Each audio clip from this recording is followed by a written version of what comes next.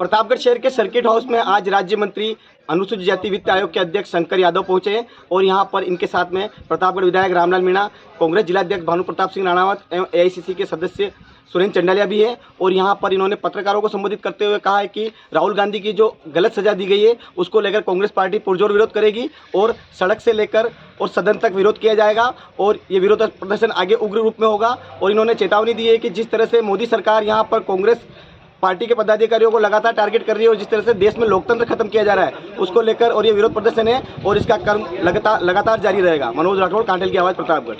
शहर के circuit house में आयोजित इस प्रेस कॉन्फ्रेंस में कांग्रेस के जिला उपाध्यक्ष शिवलाल पाटीदार, ब्लॉक अध्यक्ष दिग्विजय सिंह कुलथाना एवं प्रतापगढ़ के सभी ब्लॉक कांग्रेस के पदाधिकारी एवं कार्यकर्ता मौजूद रहे हैं। वहीं यहाँ पर संबोधित करते हुए राज्य मंत्री ने मोदी सरकार को आड़े हाथों लिया और अपनी बात व्यक्त की। 85 में 90% वोट बैंक था, आज स्तर गिरा क्यों?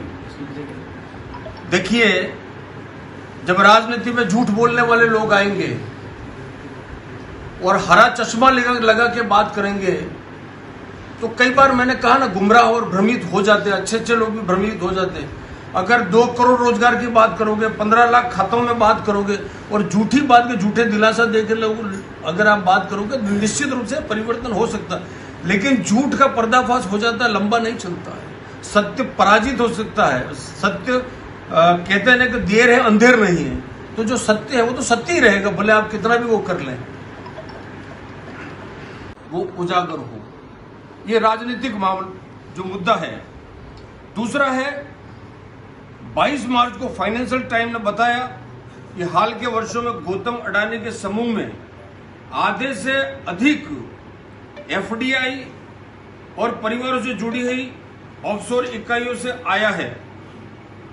फाइनेंशियल टाइम के अनुसार यह करीब 2.8 अरब डॉलर या करीब 23,000 करोड़ रुपए का है। यह किसका पैसा है?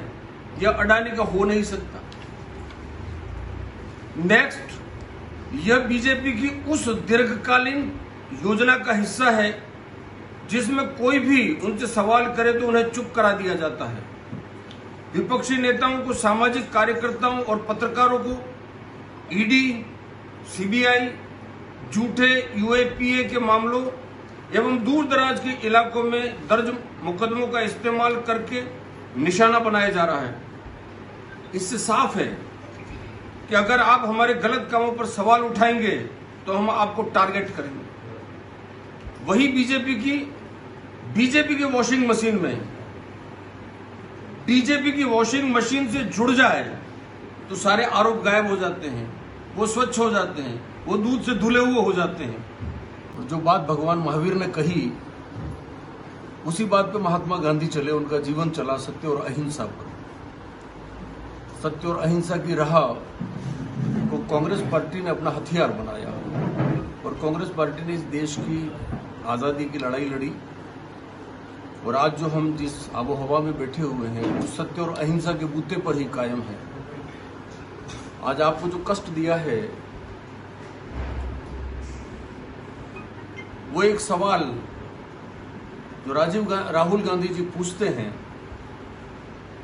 कि अडानी जी की शेल कंपनी जो है उसमें 20,000 करोड़ रुपए का जो इन्वेस्टमेंट किया गया वो 20,000 करोड़ रुपया किसका है, इसका खुलासा किया जाना चाहिए।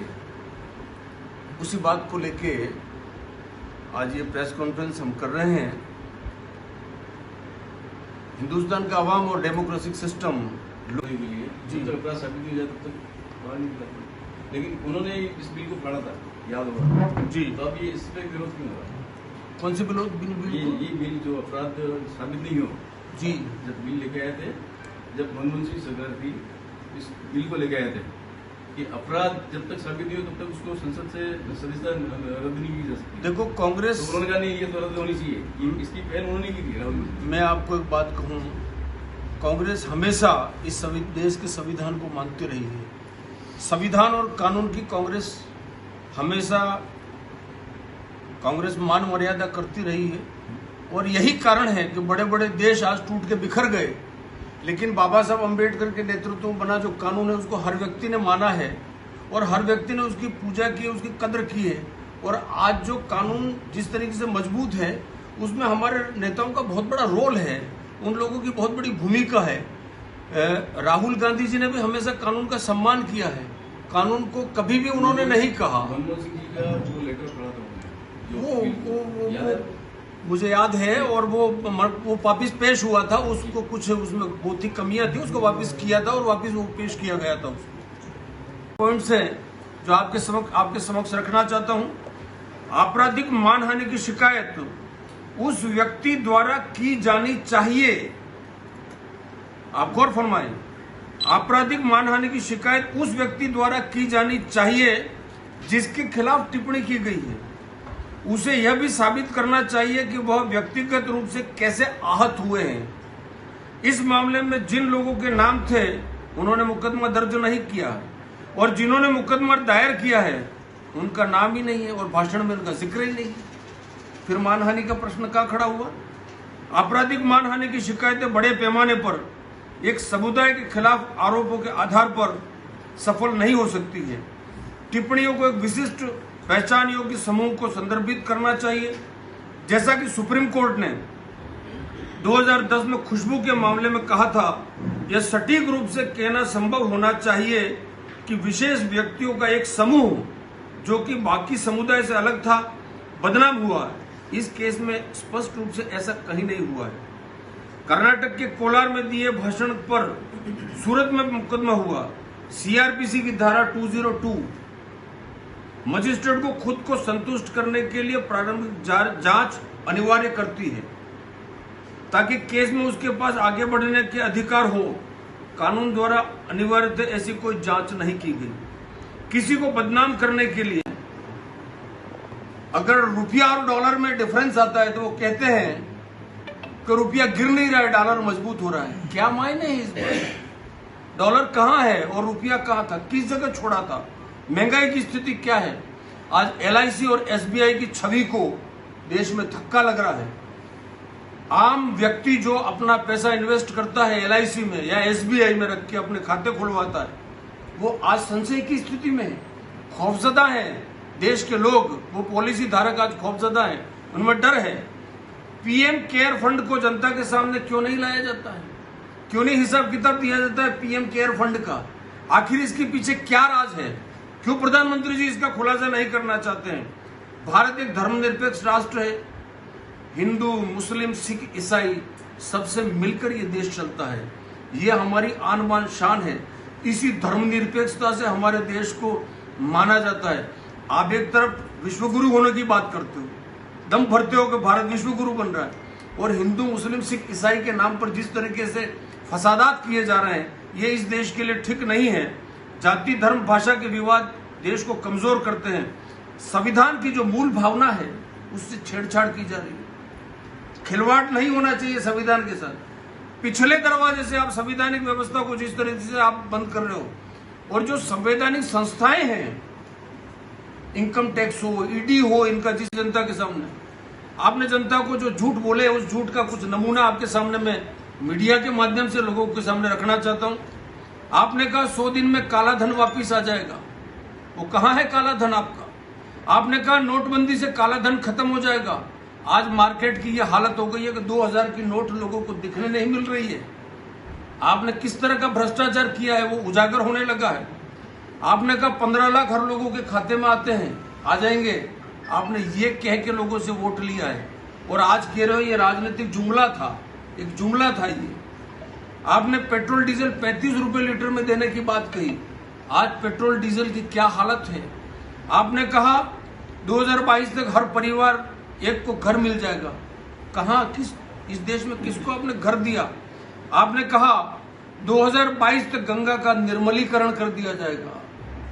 गंगा तो मैली है। आपने वो 2022 भी चला गया, 2023 आ गया, आपने कभी गंगा माता की तरफ ध्यान नहीं दिया। आपने वर्ल्ड क्लास इंफ्रास्ट्रक्चर बनाने की बात कही, लेकिन आपकी बात पूरी नहीं हो पाई। आपने कहा 5 ट्रिलियन इकोनॉमी हम लाएंगे। ये 5 ट्रिलियन इकोनॉमी पे जब हमारे प्रवक्ता श्री गौरव वल्लभ जी ने संबित पात्रा जी से जब सवाल किया तो उसका उत्तर नहीं दे पाए, तो इससे साफ जाहिर है कि केवल झूठ बोल जिक्र किया। हर व्यक्ति को आजादी है अपनी बात कहने की, और लोकसभा में लोकसभा का सदस्य अगर बात नहीं करेगा तो कहां करेगा। जब लोकसभा में बात करते हैं तो माइक बंद कर दिए जाते हैं, सड़क पर बात करते हैं तो अलग तरीके की फिजा पैदा कर जाते हैं। कुल मिला के जो डेमोक्रेटिक सिस्टम है उसमें अवरोध पैदा करने की राहुल गांधी जी को सिर्फ टारगेट किया जा रहा है। जो आरोप लगाए जा रहे हैं राहुल गांधी जी पे, जिस तरह से सदस्यता रद्द की जाती है, वो टारगेट किया जा रहा है। खास जो उनका आशय है वो येन केन प्रकरण अडानी जी को बचाना है। उन पे जो चार्जेज लगे हुए हैं, या राहुल गांधी जी ने जो चार्जेज लगे हुए हैं, उनका मेन मकसद है अडानी जी को बचाना। संसद में अडानी जी पर राहुल गांधी के भाषण के ठीक 9 दिन बाद बीजेपी के एक विधायक ने मामले को फिर से तुल दिया। राहुल गांधी जी और खड़गे जी के भाषणों के हिस्सों को संसद के रिकॉर्ड से हटा दिया गया, और अडानी जी या जेपीसी की मांग आगे की चर्चा से बचने के लिए भाजपा ने जानबूझकर संसद को बाधित करना शुरू किया। उन्होंने संसद खुद नहीं चलने दी और आरोप कांग्रेस पर लगाया। भाजपा के मंत्रियों ने मनगढ़ंत आरोप लगाकर संसद में राहुल गांधी जी के खिलाफ हमला बोलना शुरू किया। राहुल गांधी जी ने लिखित और मौखिक रूप से 3 बार माननीय लोकसभा के अध्यक्ष से उन मंत्रियों के आरोपों पर बोलने के लिए अनुरोध किया, लेकिन उन्हें संसद में अपनी बात कहने का अवसर नहीं दिया गया। इससे साफ जाहिर होता है कि मोदी नहीं चाहते कि अडानी के साथ उनका जो रिश्ता है वो उजागर हो। ये राजनीतिक मामला जो मुद्दा है। दूसरा है, 22 मार्च को फाइनेंशियल टाइम ने बताया कि हाल के वर्षों में गौतम अडानी के समूह में आधे से अधिक एफडीआई और परिवारों से जुड़ी हुई ऑफशोर इकाइयों से आया है। फाइनेंशियल टाइम के अनुसार यह करीब 2.8 अरब डॉलर या करीब 23,000 करोड़ रुपए का है। यह किसका पैसा है? यह अडानी का हो नहीं सकता। नेक्स्ट, यह बीजेपी की उस दीर्घकालीन योजना का हिस्सा है जिसमें कोई भी उनसे सवाल करे तो उन्हें चुप करा दिया जाता है।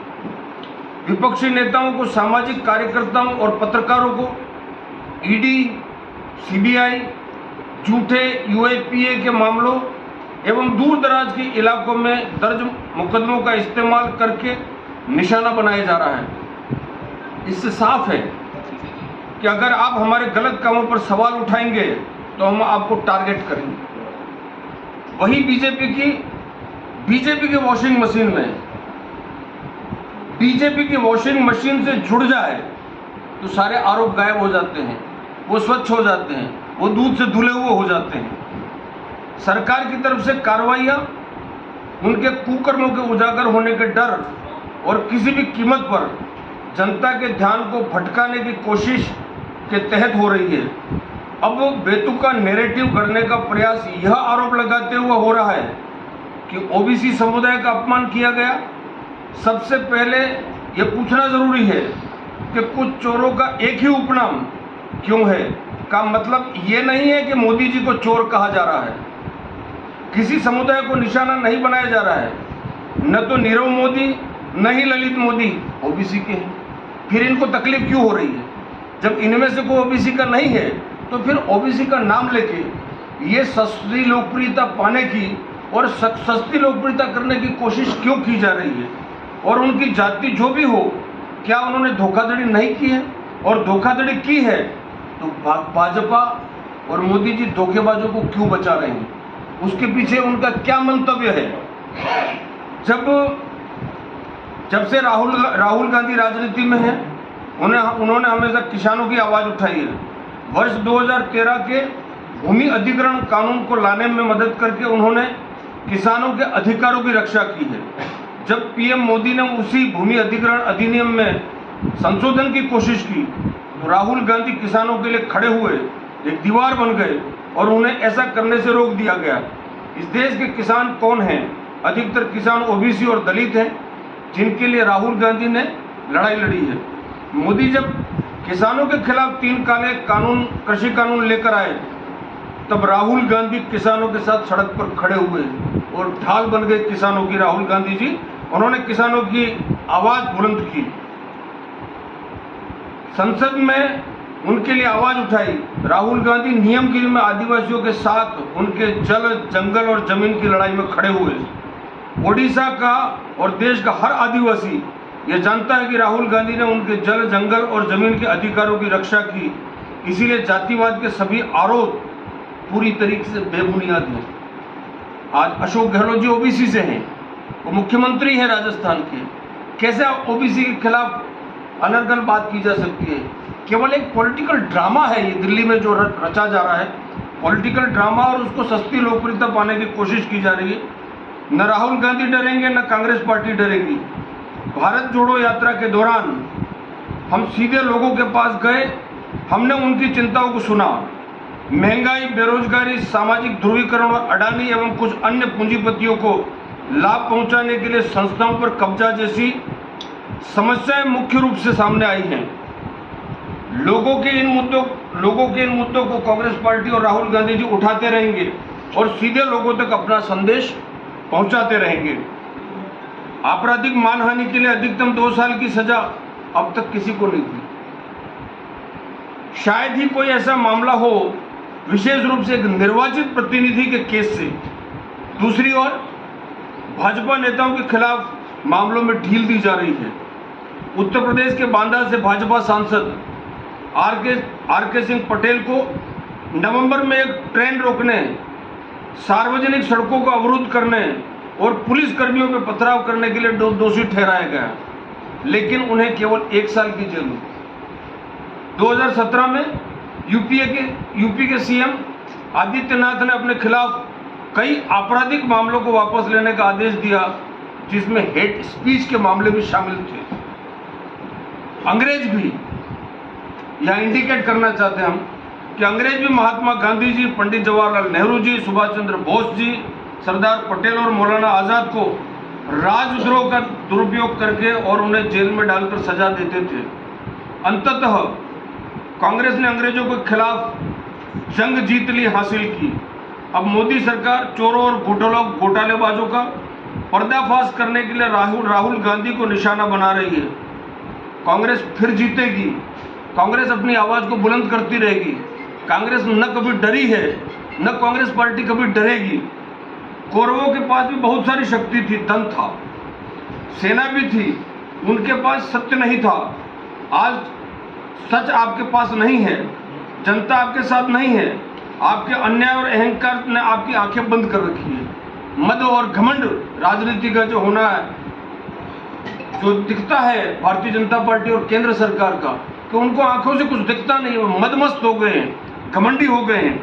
आज देश की जनता ये देख रही है, इसे पूरा विपक्ष देख रहा है। आज देश का पूरा विपक्ष मोदी जी की तानाशाही का विरोध कर रहा है। विपक्ष के हर तबके से मेरी गुजारिश है, हमारी गुजारिश है, भाजपा और मोदी लोकतंत्र की हत्या कर रहे हैं। लोकतंत्र बचेगा तभी देश बचेगा। हमें आगे आना होगा। भारत में भ्रष्टाचार और लूट को रोकने के लिए, लोकतंत्र को बचाने के लिए सबको एक साथ खड़े होने का कांग्रेस पार्टी और राहुल गांधी जी ने आह्वान किया है। मैं इस केस के कुछ कानूनी पॉइंट्स हैं जो आपके समक्ष रखना चाहता हूं। आपराधिक मानहानि की शिकायत उस व्यक्ति द्वारा की जानी चाहिए, आप गौर फरमाएं, आपराधिक मानहानि की शिकायत उस व्यक्ति द्वारा की जानी चाहिए जिसके खिलाफ टिप्पणी की गई है। उसे यह भी साबित करना चाहिए कि वह व्यक्तिगत रूप से कैसे आहत हुए हैं। इस मामले में जिन लोगों के नाम थे उन्होंने मुकदमा दर्ज नहीं किया, और जिन्होंने मुकदमा दायर किया है उनका नाम ही नहीं है और भाषण में उनका जिक्र ही नहीं। फिर मानहानि का प्रश्न क्या खड़ा हुआ? आपराधिक मानहानि की शिकायतें बड़े पैमाने पर एक समुदाय के खिलाफ आरोपों के आधार पर सफल नहीं हो सकती है। टिप्पणियों को एक विशिष्ट पहचान योग्य समूह को संदर्भित करना चाहिए, जैसा कि सुप्रीम कोर्ट ने 2010 में खुशबू के मामले में कहा था। यह सटीक रूप से कहना संभव होना चाहिए कि विशेष व्यक्तियों का एक समूह जो कि बाकी समुदाय से अलग था बदनाम हुआ, इस केस में स्पष्ट रूप से ऐसा कहीं नहीं हुआ है। कर्नाटक के कोलार में दिए भाषण पर सूरत में मुकदमा हुआ। सीआरपीसी की धारा 202 मजिस्ट्रेट को खुद को संतुष्ट करने के लिए प्रारंभिक जांच अनिवार्य करती है। महंगाई के हालात बताए हैं, भ्रष्टाचार के हालत बताए हैं, बेरोजगारी और बेकारी के हालत बताए हैं, नादिरशाही नीतियां और तानाशाही शासन की बात राहुल गांधी जी को बताई है। और राहुल गांधी जी ने उन बातों को लेकर जब अपनी आवाज को बुलंद करना शुरू किया, तब एक खौफ पैदा हुआ नरेंद्र मोदी जी को, माननीय प्रधानमंत्री जी को, भारतीय जनता पार्टी को, कि अगर राहुल गांधी इसी तरीके से प्रश्न उठाते रहे और इसी तरीके से देश के अवाम से मिलते रहे, देश की अवाम से चर्चा करते रहे और उस बात को उठाते रहे, तो निश्चित रूप से एक डर का वातावरण भारतीय जनता पार्टी को पैदा हुआ कि कहीं ऐसा नहीं हो कि जनता, देश की जनता हमें सत्ता से बेदखल कर दे। और इसीलिए उन्होंने राहुल गांधी जी को टारगेट करना शुरू किया है। मैं आपको ये कहना चाहता हूँ, मीडिया के माध्यम से बात कहना चाहता हूँ, क्या नरेंद्र मोदी जी और भारतीय जनता पार्टी के लोगों ने राहुल गांधी जी, सोनिया जी, गांधी और नेहरू परिवार पर अनर्गल भाषा का प्रयोग नहीं किया? क्या महात्मा गांधी जी, जिनकी पुतला बनाकर जिन पे गोली दागना, एक खून निकालने का जिस तरीके से प्रयास किया, क्या वो इस धर्मनिरपेक्ष राष्ट्र में, एक संवैधानिक देश में ये करने की इजाजत किसी को दी जा सकती है? लेकिन भारतीय जनता पार्टी कुछ भी करे चलेगा। कांग्रेस का कोई भी नेता अगर अपनी बात कहे तो वो नहीं कह सकता, इसको तानाशाही कहते हैं। नोटबंदी, महंगाई, बेरोजगारी, भारी भ्रष्टाचार और घोटाले इस शासन में, जो केंद्र सरकार के शासन में हुए हैं, उससे उनकी हालत बहुत खराब है, आज पतली सी नजर आ रही है। ये साबित करता है कि कांग्रेस पार्टी बड़े दिल की पार्टी है, बड़े बड़े जिगर की पार्टी है। हम केवल कांग्रेस पार्टी के लोग और राहुल गांधी जी राजनीति करने के लिए राजनीति करने नहीं आए हैं। हमारे मन में वही सेवा का जज्बा है, वही स्वतंत्रता सेनानी हमारे मन, दिलो दिमाग में आज भी भगत सिंह जी का खून हिलोरे मारता है। सुखदेव, राजगुरु, सुभाष चंद्र बोस, चंद्रशेखर आजाद जैसे स्वतंत्रता सेनानी, मौलाना अबुल कलाम का आज़ाद, रविंद्रनाथ टैगोर साहब, महात्मा गांधी और जवाहरलाल नेहरू, सरदार पटेल जैसे लोगों की इतिहास हमारे मन में आती है। और जिस तरीके से आपकी नीयत खराब है, हम ये कहते हैं, आपके झूठ, किस तरीके से आपने झूठ बोला है देश की जनता के सामने। आपने जनता को जो झूठ बोले, उस झूठ का कुछ नमूना आपके सामने मैं मीडिया के माध्यम से लोगों के सामने रखना चाहता हूँ। आपने कहा 100 दिन में काला धन वापिस आ जाएगा, वो कहाँ है काला धन आपका? आपने कहा नोटबंदी से काला धन खत्म हो जाएगा। आज मार्केट की ये हालत हो गई है कि 2000 की नोट लोगों को दिखने नहीं मिल रही है। आपने किस तरह का भ्रष्टाचार किया है वो उजागर होने लगा है। आपने कहा 15 लाख हर लोगों के खाते में आते हैं, आ जाएंगे। आपने ये कह के लोगों से वोट लिया है और आज कह रहे हो ये राजनीतिक जुमला था, एक जुमला था ये। आपने पेट्रोल डीजल 35 रुपये लीटर में देने की बात कही, आज पेट्रोल डीजल की क्या हालत है। आपने कहा 2022 तक हर परिवार एक को घर मिल जाएगा, कहाँ, किस इस देश में किसको आपने घर दिया? आपने कहा 2022 तक गंगा का निर्मलीकरण कर दिया जाएगा, गंगा तो मेली है। आपने वो 2022 भी चला गया, 2023 आ गया, आपने कभी गंगा माता की तरफ ध्यान नहीं दिया। आपने वर्ल्ड क्लास इंफ्रास्ट्रक्चर, तो ये 20,000 करोड़ रुपया जो सेल कंपनी का है, यही बात तो राहुल गांधी जी ने पूछी है। ये भ्रष्टाचार कहाँ नीचे तक आप लेके गए हो? 2 करोड़ रोजगार देने की बात आपने हर साल कही, टाई टाई फिश हो गया आपका नारा। आज राहुल जी सूरत जा रहे हैं, सूरत पहुंच गए हैं, सेशन कोर्ट में अपील करेंगे और निश्चित रूप से हमको भारत की न्याय प्रणाली पर पूरा भरोसा है।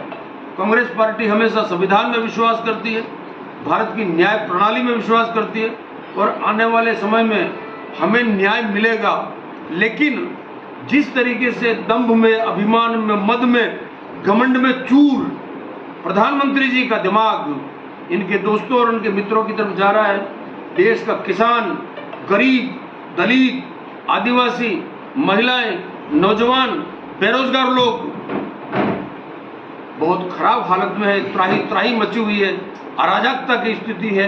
आज पंजाब के क्या हालत पैदा हो रहे हैं, देश के अन्य राज्यों में क्या हालत पैदा हो रहे हैं, जो चिंता का विषय है। इसीलिए आपके माध्यम से हम राहुल गांधी जी का जो संदेश है उसको आम आवाम तक ले जाना चाहते हैं कि किस तरीके से भारतीय जनता पार्टी का जो ये चाल चरित्र और चेहरा इस घटना से बेनकाब हुआ है वो आम जनता के बीच में जाना चाहिए। जहां तक राजस्थान के माननीय मुख्यमंत्री जी ने 5वां बजट पेश किया, कल्याणकारी बजट, हर वर्ग को इंगित करते हुए, चाहे गरीब हो, अमीर हो, किसान हो, मजदूर हो, युवा हो, नौजवान हो, छात्र हो, महिलाएं हो, हर वर्ग के लोगों को नवाजने की कोशिश की गई है। गरीब को गणेश मानकर सेवा की गई है। राजस्थान में कोरोना मैनेजमेंट जिसकी पूरी दुनिया में तारीफ हुई है, चिरंजीवी योजना जिसकी यूएनओ में, यूएसए में तारीफ हो रही है, जन कल्याणकारी योजनाओं को लागू किया गया है, जनहित के कार्यों को प्राथमिकता दी गई है और फ्लैगशिप योजनाओं के माध्यम से दूरगामी परिणाम इस राजस्थान को लेके जाएंगे। जन जन का राजस्थान बनाने का काम करेंगे। अभी आपने कुछ दिन पहले हमारा उत्सव देखा था, लाभार्थी उत्सव। 2 लाख लोगों ने जिस तरीके से शिरकत की और माननीय मुख्यमंत्री जी ने जो संवाद किया, आप जानते हैं काबिल तारीफ है।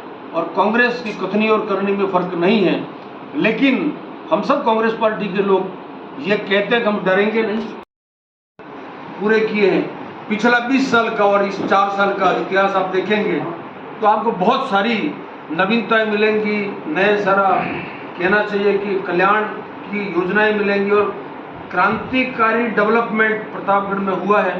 मैं राहुल गांधी जी से संबंधित जो बात थी उसको विराम देता हूं और निवेदन करता हूं हमारे एमएलए साहब और अध्यक्ष जी को कि वो प्रतापगढ़ और इस क्षेत्र में विकास की जो योजनाएं हुई है उसके बारे में संक्षिप्त में आपसे संवाद करें। आपसे सवाल है जी। राहुल गांधी जी जब ये बिल आया था संसद से निकालने वाला जी, अपराधियों के लिए, जी, तो अपराध साबित हो जाता तो बाहर नहीं निकलता, लेकिन उन्होंने इस बिल को फाड़ा था, याद होगा जी। तो अब ये इस पर विरोध क्यों हो रहा है? कौन से बिल?